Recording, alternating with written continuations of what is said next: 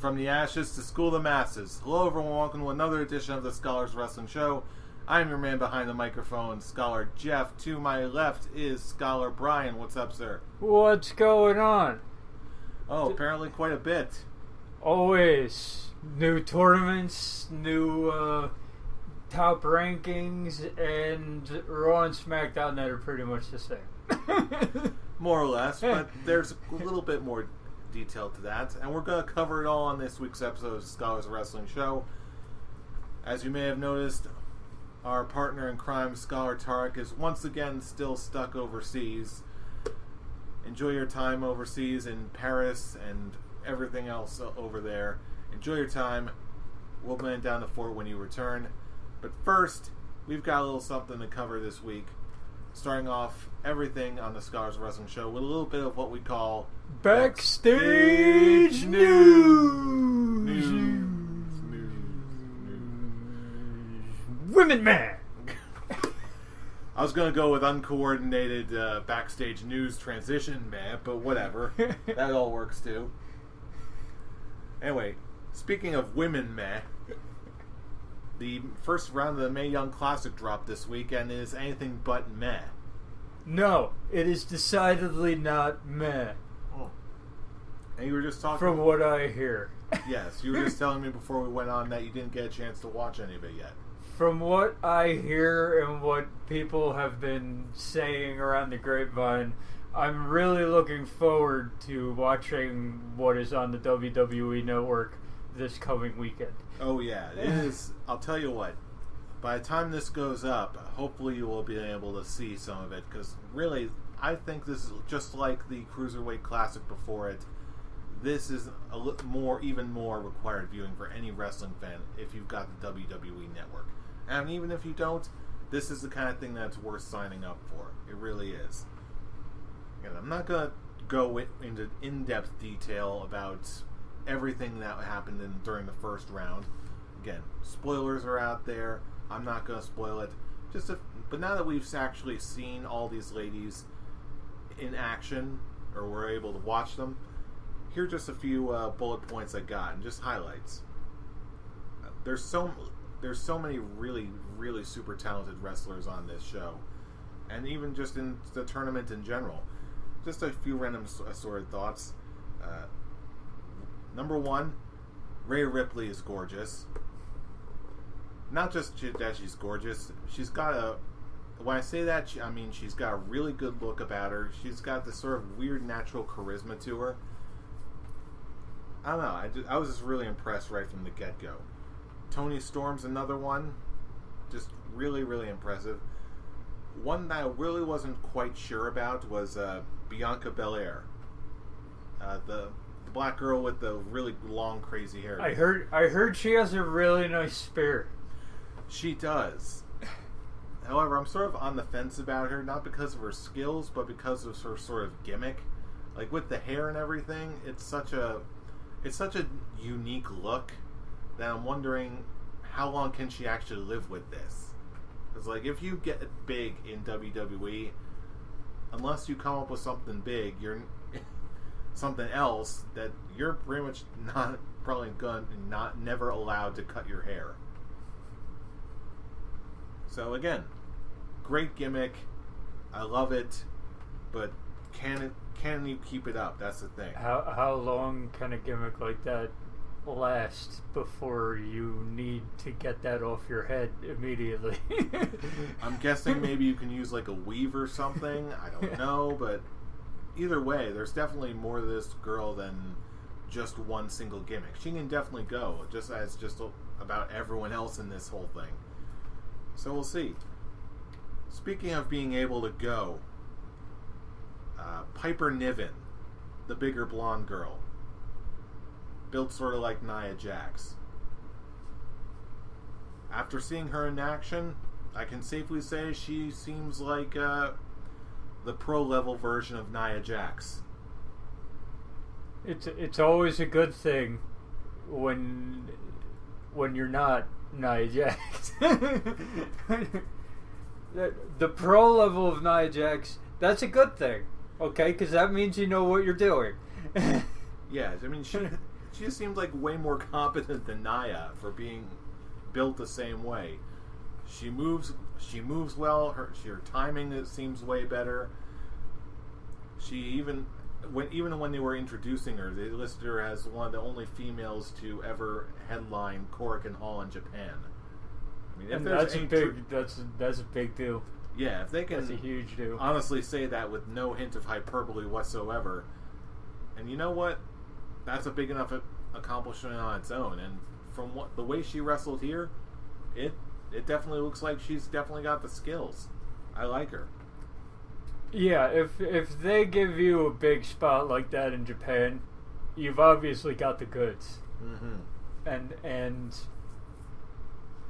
if this just means we get a plus-sized female who actually knows what she's doing in the WWE ranks, that doesn't bother me one bit. Oh yeah. So she, in a lot of ways, she reminds me of what someone like Nia Jax can become. She's like Nia Jax, only without the overt ferocity. It's like they just made her look like a regular wrestler instead of like a final boss for the women's division. If that makes any sense at all. Yes. But for all you video game freaks out there. Which, knowing the listeners of this show, is probably all of you. All of you. But either way, I dig it. Now, speaking of monsters, I cannot talk about monsters in this division without mentioning Shayna Baszler, the MMA chick. Mm-hmm. She looked like a legitimate badass in this thing.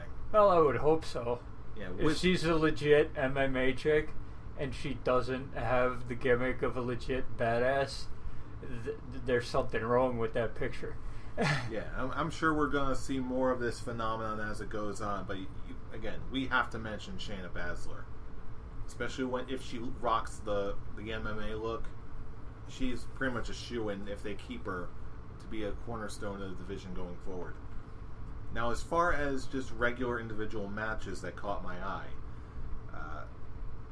just the very last of the first round matches, Kairi Sane versus Tessa Blanchard. You want to talk about two people who will be mainstays of the division if they actually end up getting signed long term? Kairi and Tessa Blanchard. This was not the first time I saw Kairi Sane / Kairi Hojo in a match before, so I already knew how good she was. I have to admit, this is the first time I ever saw Tessa Blanchard wrestle. The only time I've seen Tessa Blanchard is in pictures on the Facebooks, and I liked what I saw there. So she wrestles good too?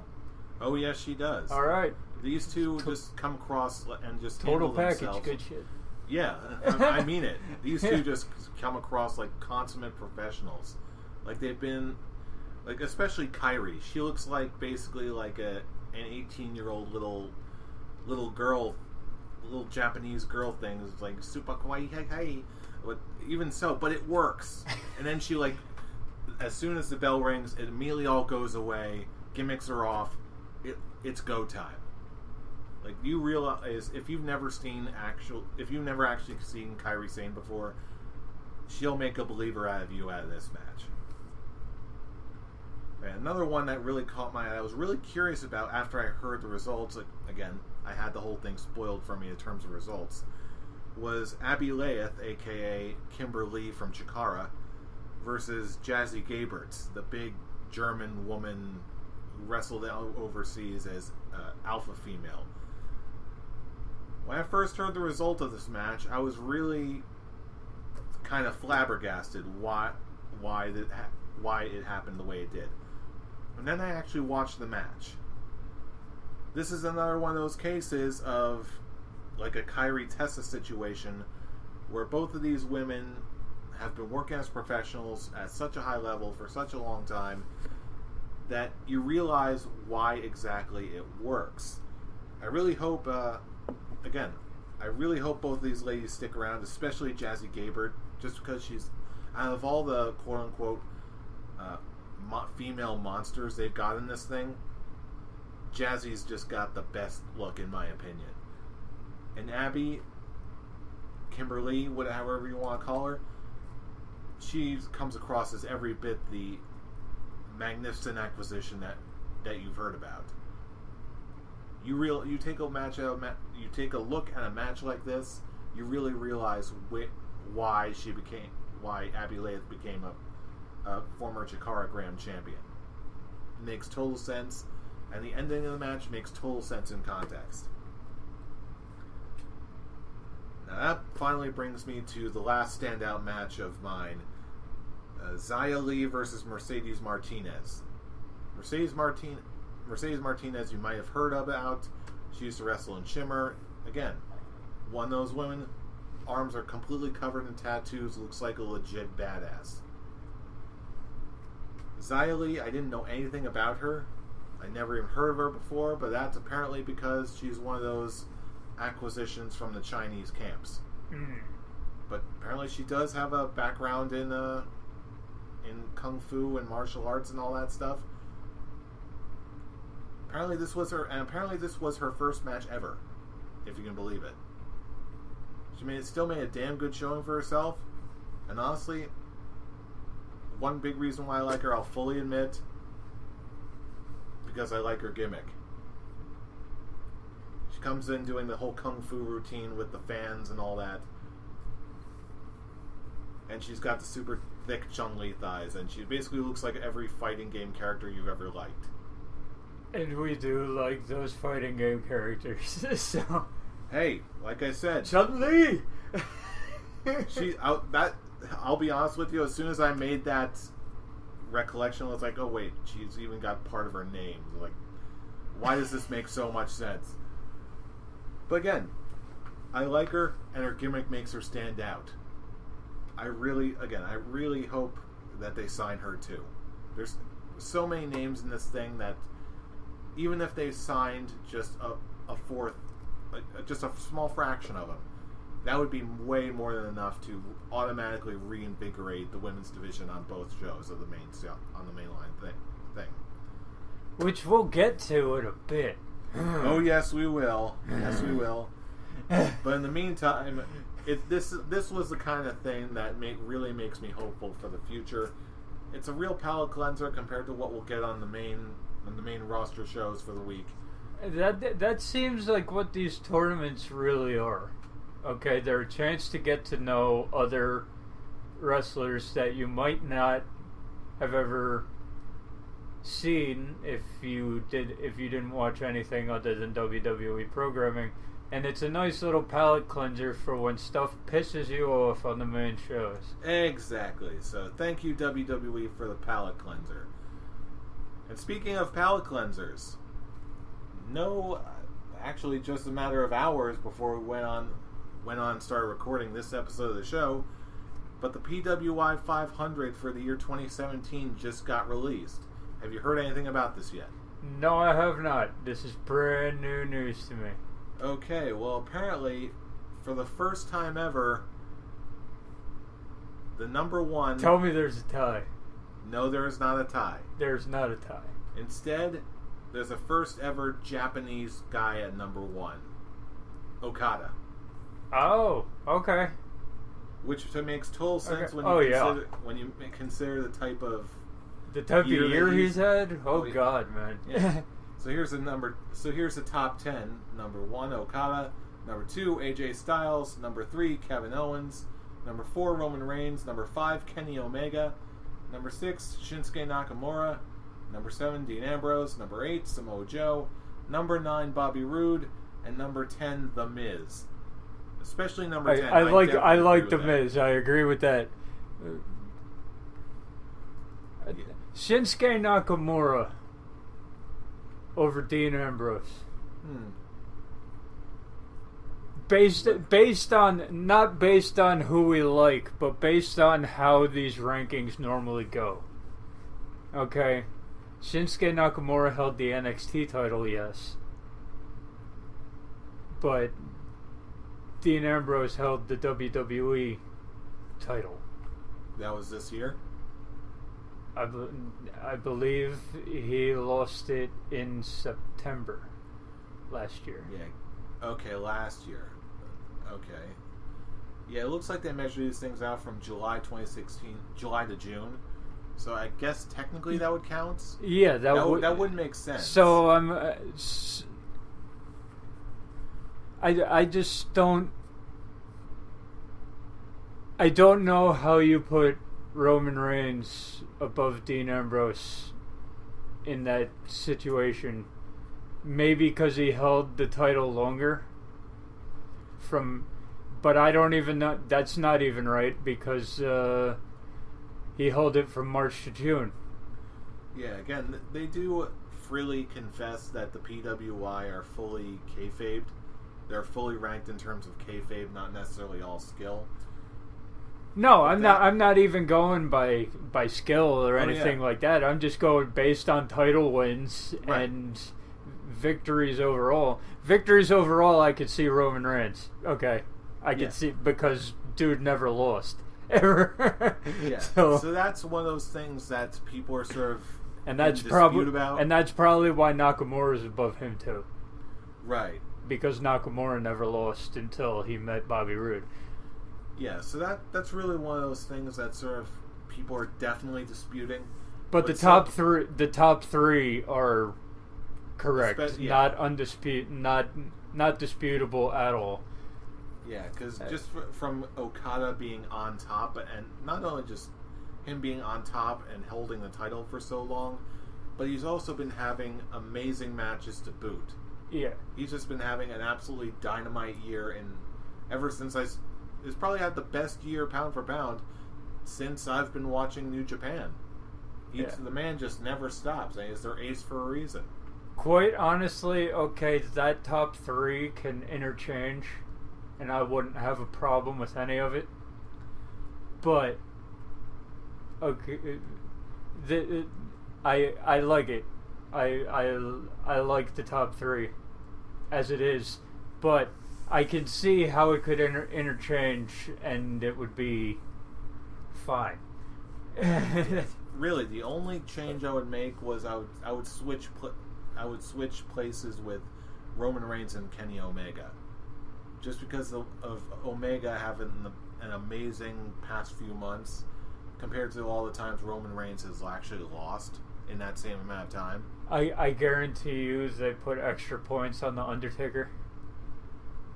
Yeah, I don't even know where Undertaker is on this one. Probably nowhere, because but they put extra points for Roman Reigns and his victory over the Undertaker, and that brought him above Kenny Omega. Because say what you want about his best match he lost. So that is true. That is true. So I'm sure that looking kayfabe alone, as this list always does, you know what? That actually does make perfect sense. Yeah. So you got me there, sir. You got me there. Yeah, Roman Reigns' biggest match of the year he won. Kenny Omega's biggest match of the year he lost. So there's your 4 and 5. You got me there. So either way, hopefully I'll be able to find a copy of the PWI this year. Honestly, it's one of those rare wrestling magazines I still love to see. Find a Barnes & Noble, man. I'm going to have They'll to. be in there. That's where I used to get mine. That's where I'm going this weekend. So there. I'm tracking you down, PWI.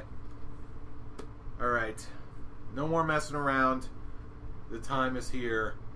Let's talk about this week in mainline wrestling. Starting with Monday Night Raw. First off, we have Jeff Hardy is apparently the number one contender again for the IC title. It just goes back to it's like it's old 2001 school, again, right? And you know it's what? like he's the one that is a liability most of the time.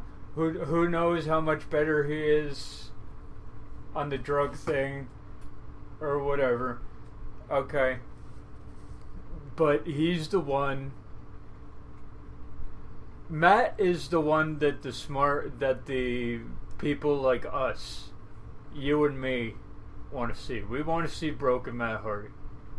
We want to see broken Matt Hardy in that Intercontinental title picture, in the tag team title picture, all of that. But then you get the mainstream fans who the WWE cater to most of the time, and they're gonna go for Jeff over Matt 100% of the time. Mm-hmm. So, and you know what? Jeff Hardy versus The Miz those matches are gonna be awesome. Yeah, if nothing else, they're definitely going to deliver, I feel. But I just don't know how I feel about them giving Jeff an opportunity to be a single star again, knowing that at any time he could fuck it up. If this was... Again, I joke about 2001.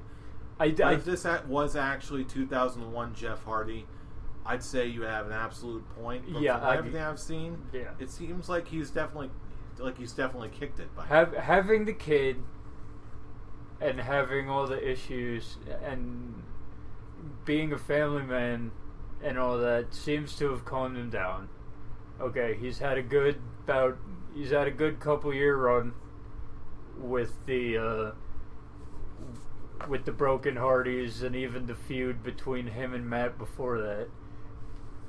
Mm-hmm. So I'll give it a shot and see where it goes, but it seems like it's a fresh kind of story, but I've also been growing kind of weary of the Hardy Boys at this point in time. True. So I don't know how I feel about a Hardy Boy as a contender for a championship yet. Yeah. But give it some time. We'll see. This is one of those where there's a new number one contender. Let's see where it goes. Too soon to tell right now. Exactly. But given the way that Matt and Jeff have both been on a roll, I'm pretty confident that they'll be able to pull something fun off. Speaking of pulling something fun off, we've got the Adventures of Enzo Amore on 205 Live. Oh God! And this week he beat Noam Dar. Yeah, and apparently he's pissing people off even worse backstage now than he used to. As far as I'm concerned, it's Enzo. If he's not pissing people off, he's not doing his job. Because of all the pictures he was taking backstage at the Mayweather fight, and saying you're with the great Enzo Amore. You got to put that in a gimmick, man. You got to put that. You got to turn heel douche right now. Okay, and act like you're the greatest thing ever. Except he's kind of doing that now, and everyone loves him. That gimmick sort of brought him to the dance, so I really don't. No, you got to be. I don't see him turning it off. You got to be not the greatest. Not treating yourself as the greatest man ever. You got to be treating yourself as the greatest douchebag ever. Okay. Turn. You know how they say never turn full douche? I give you permission, Enzo. Turn full douche right now. I just do have to ask this. Did you happen to see this match? No, I did not. Okay. Well, apparently, the way Enzo got the win was he sort of wrenched the arm, dropped down, and basically did that move. I very rarely see this. He drops down with his opponent's arm, lifts his foot up, and basically crashes his opponent's head into his foot as it lands. It's sort of if that's his finish, that's a pretty good. I like that. I like it too. I thought it was sort of snappy and cool. Like that kind of kick that Gail Kim used to use? Oh man, I honestly have not seen a Gail Kim match in years. Her finisher, I think, was a kick like that. Yeah, I'll see if I can look it up and show you exactly what I mean after this episode's off. But yeah, I hope It's sort of weird. Here's wait, so you're telling me that Enzo Amore finally has a finishing move? I hope, because right when I was watching the Mae Young Classic, I saw someone actually use that same move as a transitional move. That's what most moves these days can be used as a traditional move. True, most finishers, super kicks, DDTs, whatever. But even so, it's not the same as it used to be, man. I'm sure we're showing our age when we say that, but you're right. A DDT would knock a person out cold for days. But yeah, I really hope it is the kind of thing that sticks around, because it fits someone Enzo's size, and it can still come out of nowhere and knock someone out. I like it. So, again, please stick with that finisher. Stick with any finisher. It works for you. I still want to see Enzo really succeed in this environment. I really, truly do. And then the epic burial came. Yes. You want to talk about an epic verbal beatdown? I mean, damn, bro. Yeah, I think did you want to feed Reigns to the wolves here? Because you did. I talk a lot of shit about John Cena. Okay, those of you who are long-time listeners of the show know this. Okay, the truth is, okay, that was one of the greatest things I've seen of the past year. It makes me feel like Roman Reigns has got a little bit of an ego backstage. Mm-hmm. And this was the WWE telling John Cena to put him in his place. It's like, yeah, we're pushing you to the top, but slow down, but pump the brakes a little, Chief. You're not top shit yet. Yeah, I feel like I was like, whoa, what is this? Like shit. The burns are absolutely incredible. But I feel like it makes John Cena's Ambrose beatdown look tame by comparison. Yeah, man. Really. I've heard some reports that they were trying to go for like the John Cena Rock dynamic for when they did their like once and twice in a lifetime, whatever you want to call that. Yeah, the difference is the Rock can hang, and the Rock can hang better than John Cena can hang. So John Cena needed to hang with the Rock. Here, Roman Reigns needed to hang with John Cena, and as with everything else, didn't work. He failed. His best was calling John Cena a little bitch. Okay. And Cena even addressed that. You're not saying anything that no one else, that literally every other opponent has said to him. He did, and he had nothing. He had no answer. I can't believe I'm going to say this, but yeah, I'm firmly in the John Cena corner for this one. Firmly in the John Cena corner, but that epic verbal beatdown makes me think that Roman Reigns is taking it at mercy. I truly hope this is not the case. Because this feels like one of those John Cena's going to get all the verbal wins, while Roman Reigns comes out on top at the end. Because you're not going to beat The Undertaker and then lose to John Cena. Brock Lesnar didn't do it. I don't think it's going to happen to Reigns. Well, thankfully we still have some time for the build, because after this, after a segment like this, you can bet all eyes are going to be on Cena Reigns. Oh, yeah. The way WWE wanted it. I was watching this, and I was like, wow, I had an Anchorman moment. That escalated quickly. Yeah, I was like, where the hell did this come from? Who did Roman Reigns piss off?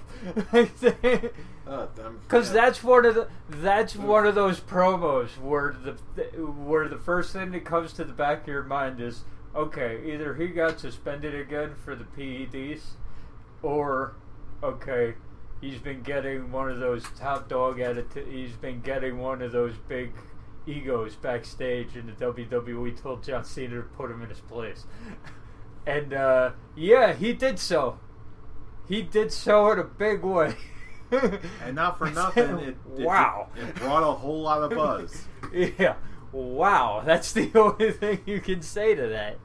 Yeah, bring him. Do it again next week on Raw. Kill him again. Yeah, he's already dead. All right. And speaking of killing him again, God damn it! That brings us to the main event where, hot potato. Alexa Bliss took back her title again. This goes back to the cruiserweight title at SummerSlam. Why? Why even bother doing it in the first place? I am still trying to figure that out. So seriously, anyone who's listening to this right now, leave us a comment below or reply to us on Twitter. Tell us your theory. What's with this hot potatoing of the Raw Women's title? Why would they do this? Because we're trying to figure it out. Did Sasha Banks get in trouble? Maybe. I think we would have heard about it by now. Yeah, that's what I'm thinking too. If she was just gonna lose it back on Raw, it makes no sense. Why would you take it off of Bliss? Oh boy, I honestly don't know. I am as baffled as anyone else. It's one of those things where, once again, this should have been the SummerSlam match.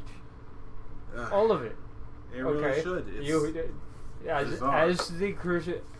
As Neville retaining the title should have been the SummerSlam match instead of winning the title from Tozawa, who won it on Raw. Why? This is the same thing. Alexa Bliss wins the title on Raw when she could have retained at SummerSlam, but I guess they gave Sasha Banks the feel-good moment. Why? She was the spare, as I said. The only thing I can think of was to increase the unpredictability of Raw and SmackDown so that people actually tune in and this is their half-assed attempt to make Raw and SmackDown must-see television again. And that's a problem because, as I've said, unpredictability is good. It still has to make sense. Unpredictable is good when it actually also makes sense in a logical progression. Unpredictable is not good when it's just like, oh, random ass victory here. Oh, take it back here. Whatever. No. Unpredictable. If you're gonna be unpredictable, you have to stick. You have Sasha Banks won the title at SummerSlam. Wow, didn't see that coming, didn't predict it. Now it's gotta stick. Make it logical to our minds. No. Instead, hot potato right back to the champion, and all we're thinking is, why'd she even win it in the first place? Well, what is that about? Hey, that's why it's an attempt and not a victory as far as I'm concerned. But anyway... Seems like that's what WWE's best at, attempting. Hey, at least they're trying new things, for whatever that's worth. Speaking of trying new things, and speaking of coming out of nowhere... That brings us to a little happening on SmackDown this week. The whole Nakamura-Orton thing that seems to be going down right now. That's a good little matchup I'd like to see. Well, hey, first off, we got the team of Shinsuke Nakamura and Randy Orton defeating Jinder Mahal and Rusev. You mean Jinder Mahal and the Jobber? Yeah. That's it. So those two win. They're celebrating, and then Orton hits the RKO on Shinsuke Nakamura out of nowhere. Leading up to, for next week's SmackDown... Number one contender. We've got a number one contender match between Shinsuke and Randy Orton. And why do I feel like this is about to become a triple threat match? Because it probably is. At Hell in a Cell. Hey, predictable. Okay, but it makes sense. So it's good. Yeah, besides, we're all... Even though Randy Orton can go away from Jinder Mahal at this point. Okay, I'm kind of done with that. But I'm just done on Jinder Mahal period now. But if nothing else, now we're getting a Nakamura-Orton series. Yeah. So this time you actually have Nakamura win the title. and then we can have a Nakamura versus Orton feud that will bring the house down for the next couple months. And that would be good. Okay, we just have to get that sad sack out of here first. I really hope so. But I'm saying that as someone who's had his heart broken before. You broke my heart at SummerSlam. Please stop teasing me. Seal the deal. And it's always nice to see Randy Orton just randomly attacking people. Brings back the old days for me. Where whenever you never knew who Randy Orton was going to attack back then. He would just come out, RKO someone, and leave, and we'd be like, "Oh, cool." And you know what? This was one of those matches where I never knew how good it could possibly be until it's presented in front of me. Like, going back to Okada for a second. When I hear American voices describe Okada, the one thing I keep hearing is that Okada is basically the Japanese Randy Orton. In terms of drop kick and capability, I've always kept hearing him described as the Japanese Randy Orton. Again, I think the same is true. I think Orton is basically the American equivalent of Okada. So basically, you're thinking that they're trying to make Nakamura Okada. Not necessarily. What I am saying is that given everyone's level of experience and capability, it's gonna be good. Jinder Mahal, granted, you could make the case where Jinder Mahal was absolutely the weak link, and I would agree with that. Yeah. With this one, with Nakamura and Orton, there is no weak link. There is no Jannetty. Yeah. I think at this point, okay, you need to give Nakamura a feud that will let him show what he can do. Okay, as much as we thought it was going to come with Ziggler, it didn't. Okay, and then they set him up with Jinder, and what a disaster that was. You put him with Orton for a couple months, and the casual fans will see the Nakamura that we know. Okay, we have not, as much as other people would like to try to downplay it. Okay, Nakamura's run into WWE has been kind of lukewarm for me since he came up. Okay, on the main roster. The main roster, it's been a little slow going for him. It's been a little slow going. Matches that you thought should be great were kind of ho hum. Okay, matches that you thought could be okay, really kind of sucked. And you haven't had a good chance to just showcase Nakamura. Okay, give him Orton. Let them have 20 to 25 minutes on a pay-per-view, and let them go. That's it. And you know what? If No Mercy is to be expected, I think this is what we're going to go see. So hopefully they'll deliver. I'm more confident, at least with more confident in the Jinder matches, that's what we're going to get. So that being said, between Raw and SmackDown, which do you feel was a stronger show? Who won this week? Even though it pissed me off, I'm gonna go with Raw. Mm-hmm. Yeah, I'm definitely gonna because there was more is going on Raw these days than on SmackDown. More that I'm interested in, and that's what I gauge which show is better. How much stuff am I interested in that I can sit back, watch, and even though something over there pisses me off, I can still go, okay, but these were good. Yeah, and not for nothing, not just the Cena Reigns massacre. Not only was that fun, just seeing Enzo actually break out on his own and actually do a finisher, that to me was enough. And SmackDown's just been kind of, as it rolls on. Okay, SmackDown's been weak since the shakeup. Agreed. Obviously, because all of their talent went to Raw. Agreed. We should have seen that coming. But which is why Jinder's the champion in the first place. But, yeah, all the noteworthy things are happening on Raw, and that makes it the more enjoyable show at this point. Yeah, totally agreed. Hopefully Orton Nakamura will go some better lengths to actually improve that.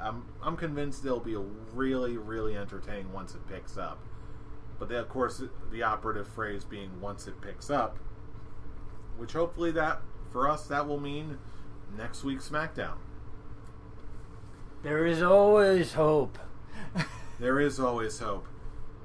So now it's time in our show to turn it over to you, the listening audience, our fellow scholars of wrestling, all across the web.